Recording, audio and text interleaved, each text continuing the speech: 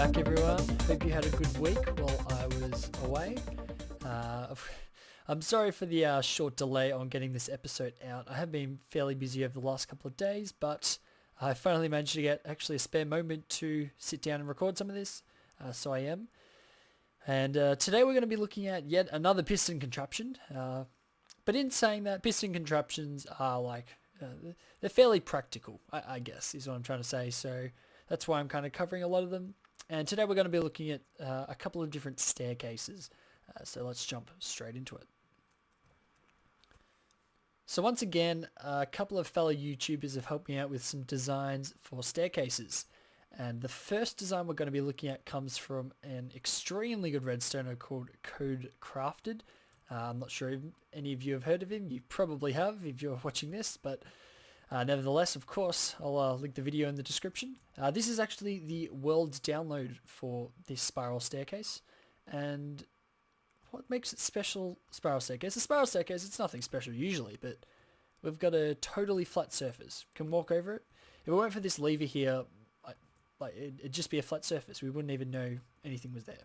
But when we hit the lever, a spiral staircase, and we can walk out, and we might have a room under here. So if we had a little tunnel under here, you can see it would still be flush with the floor. So this is a totally hidden spiral staircase. Flush with the floor, no wiring, no redstone, no anything. So it is undetectable. If you were to take this lever away, and I don't know, leave a block here to know to place it here, no one would ever find this place. So it's very good for hiding little things. And of course we're gonna take an in-depth look at it. So I'm gonna sort this into three kind of different sort of areas of explaining this. We have to go down one, two, three blocks, and I've knocked that out there. So I'm going to explain them each differently. I'm going to explain, if my mouse doesn't spin, I'm going to explain this level, and this level, how they all work. So the first level is pretty simple. We have our, luckily Codecrafters gave us another lever. Have our activation lever here, comes to here. This is just to carry the signal down. This doesn't affect this piston at all because we actually need it to be inverted, because you can see this is off while this piston is on. So we need to take this signal down to here, down to here, and to this redstone torch. In saying that, I reckon you could actually put a bit of redstone dust there. I'm not sure that it would interfere with anything. In fact, no, because you need the repeaters there to carry the signal through the redstone dust to here. So this piston is powered by this redstone torch to that block, basically. That's pretty much all that's happening. Quite simple, to be honest. I don't think there's too much difficulty in understanding that. And you can see like that. So that was pretty easy. The next block, you can see down here, we can't see any pistons in the walls here or anything, and you should probably be kind of deducing this. You've seen two pistons stacked on top of each other. This needs one piston to retract from flush. How many pistons would this need? Two. Therefore, double piston extender. And indeed, we have a double piston extender. And I'm trying to figure out exactly how it works. Remember, I haven't actually looked at this circuit totally. I'd like to do stuff on the fly. So that's what I do most of the time. This doesn't interfere with the double piston extender at all. Looks like on purpose. This comes through to here and activates the next bit, actually. So if we have a look at it, and I've got the other piston. I'll turn up the other piston first. You can see actually this piston gets back before this one.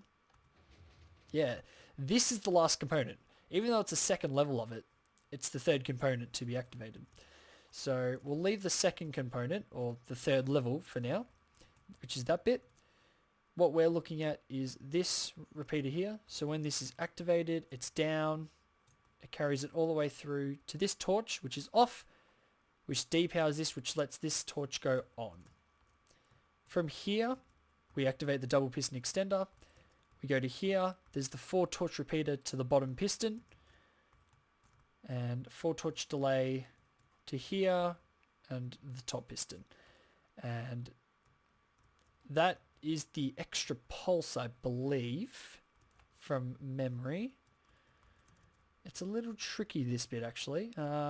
Possibly I may build it on the outside. I'm very tempted to if I can't explain it here.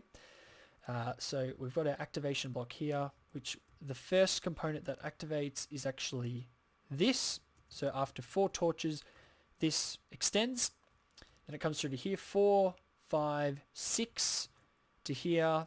It does nothing for now, but it does come 4 to here, and in fact, this turns off and activates this block and extends it. That's what's going on. All right, I've got it, guys. Don't worry, I've got this covered. We get the 4 torch repeater to here.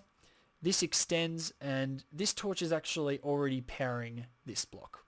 And in fact, this torch actually powers this bottom bottom piston anyway. So this is unnecessary for the opening part. It only keeps the piston on long enough to retract this one initially. And then I'll activate that as I usually do. So extended. We've got this on. This will be the first to turn off.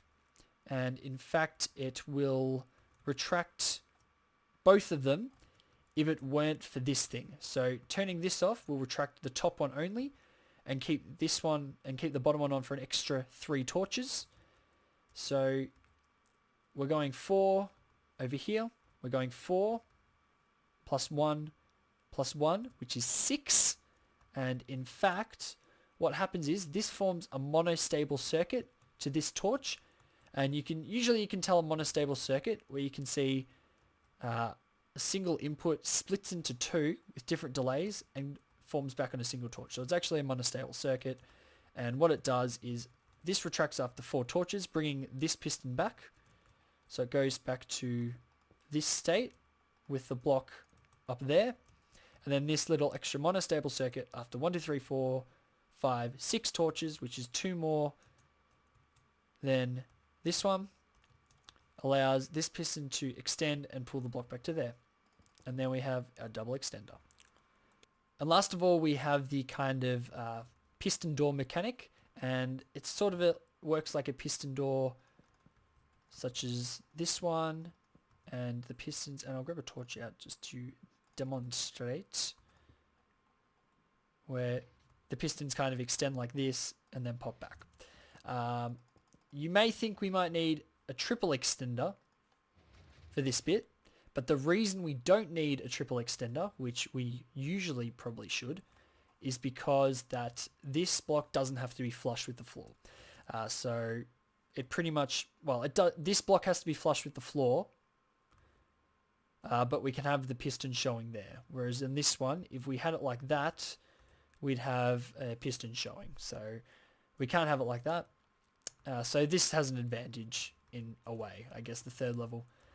I think there's another extra block in there to push it up to be flat. Oh, no, not even.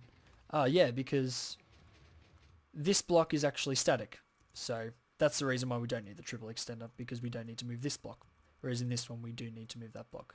So we can just have that sort of door mechanic. In fact, I'm lying. It's a flush door mechanic. It's a bit like that, and then this one extends, pushes it out, and then can go backwards. Usually, actually, on a Jeb door, a flush door, you'd have it something like a set of 4 pistons, and like that, and then it'd be flush with a wall over here. So it's like the Jeb door mechanic, basically. So that's pretty much all I have to say about this. This was kind of a shortish one. Shortish sort of going over, I guess you could call it. So I actually devised an additional staircase, and it is a little different to this one. So I think I've explained this well enough, so let's jump over to that now. So again, we have a totally flat floor. And we can see we can walk in it, no worries, totally flat. But when you hit the lever, a staircase pops out. And of course, this is a different staircase because one, it uses stairs, and two, it's a straight line staircase. And it's totally flush. And this is slightly more in depth than that one, just because there's a lot more moving components in it. And I had to mess with the delays to get this one working, actually. It was a little harder to do. I'll break away the floor quickly for you guys so you can actually see what's going on.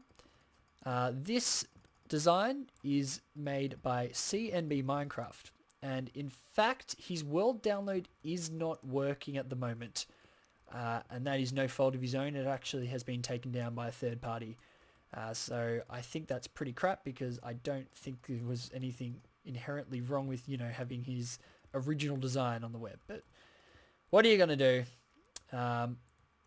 So I'll knock everything out. We have the staircase here. I'll flick it so you can see how it works. And you can see there's a lot of block swapping mechanics in this. Season 1, Redstoning with Steve, we went over block swappers. And you can see a classic block swapper, normal piston, and a sticky piston. And just watch this mechanism quickly. You can see it swaps, and then it swaps back. And actually the second level is actually a block swapper as well. Exactly the same, except it has one extra block in there. And this is just one back. And the reason for that is because it needs to be flush with the floor. And that's the only reason, pretty much. No, in fact, actually, I think it could be like that, but I think it's easier to, it's just easier to wire like this, I think. And the one block actually doesn't add any extra delay or anything. It just adds a bit to the depth, or the width, I guess. And we had to have that there anyway for this. And that should not have been there. Oh well. Can we see it works as such? And this is actually an additional block swapper down here, which is pretty cool, I think. There's a lot of sort of doubled up things, which I like in a design. It's very compact. I like my compact designs. So we have the 3 torch delay, and also it activates this one in 2 ways. So basically we're deactivating it, and these are activating probably at the same time. So 3, and how is this one being activated? It's being activated by this torch. 5, 6 actually. So this one's been activated with 3, that one's been activated with 6. Oh, I see. It's different to a normal block swapper. It actually is a T flip-flop because this one is inverted and this one isn't. So it just flicks as such. So this one actually needs an additional T flip-flop. It is not a block swapper that will work with a single button push, unfortunately. So that's a bit different, which is okay. He's free to use that. And basically, we activate the sticky piston from 2 different directions. And we make sure that this piston is always activated before the sticky piston. And therefore, we have a block swapper. I actually put a lapis block there. My bad. There is a block swapper here that's activated in very much the same way. 3 delay to here. And just an inverted signal to here. Very much the same way. And this is activated by down here, I think. And it's hard to get into, so I'll just break away that. And yeah, you can see the 1 delay here. Why can it be 1 delay? Because we're all putting 3 delay through here. So that's how that's activated. Oh, it's actually this one. So it's 3 and 4. There's another sticky piston. Maybe no, there's no sticky piston there. I'm just destroying this design, apparently. I'm just trying to remember why the 1 torch delays through there. I'm not sure if it has any effect.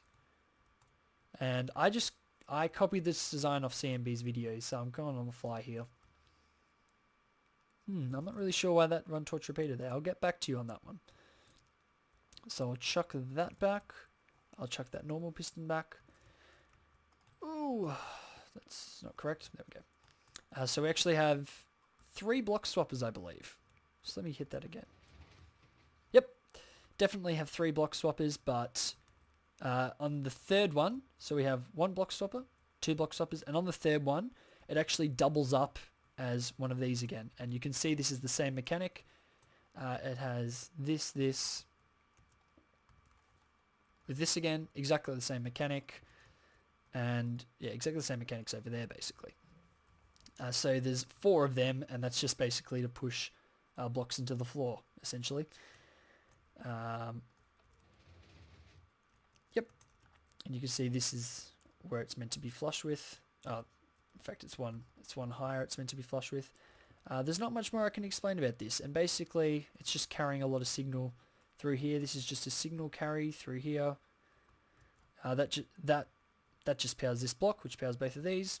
This carries the signal through to these blocks, which actually power these pistons, and that's quite smart, using this signal to power, because these pistons will be here and therefore be able to be powered by this. So it's very smart, I think. You could have it like that maybe, but I'm not going to go into that sort of stuff. So it's actually a fairly ingenious design, how it's wired compactly, but it's actually not that hard if you know your block swappers. Basically 3 block swappers is all you need, and then apart from that, just a few of these to fill out the flush floor. So actually quite simple. Oh, and you can see totally flush floor. Block swappers, block swappers, block swappers. And I think I've got to use more block swappers, to be honest. I have to think of a design with one. But alas, this is the design. Thank you very much, CNB. I'm very disappointed that your world download was not available, but I'll give a world download with this anyway. So there we go, guys. That is staircases covered, and this is one of the ones I definitely wanted to cover this season. It was almost too big a thing to cover last season, I think, and I don't know. It's a big project, too big to like be included in the first season. It's not simple enough, I guess. There's a lot of different components that are included in it, like a lot of stuff we learned from the first season, in fact. And in fact, these staircases are very similar, which is it's cool, because these are similar to flush doors. And you remember the Jeb door? This actually uses a lot of similar concepts in it, except for, of course, the block stoppers and stuff, which are not included in Jeb doors, of course. And yeah, they're just very similar contraptions when you look into them. Sorry for going over time on this episode, guys. I bet you I've gone massively over time, as usual. But it is my first video back, and sorry for the lateness. I will have an LP out soon, and a server episode, actually. So get in your suggestions for this series. I will at least have one more episode before Christmas. Possibly one around Christmas. I'll have to see, guys. But definitely one before Christmas. If you want your suggestion featured, post it in the comments, because if no one else does, you're going to be on the next episode, and I'll mention your name. I'll do it. Just watch me. So I'll catch you next time, guys. Hope you enjoyed. Check the descriptions for relevant links. I'll post the download to this world and also to Codecrafted's and CMB's channels. So hope you have a good one, guys, and I'll catch you next time.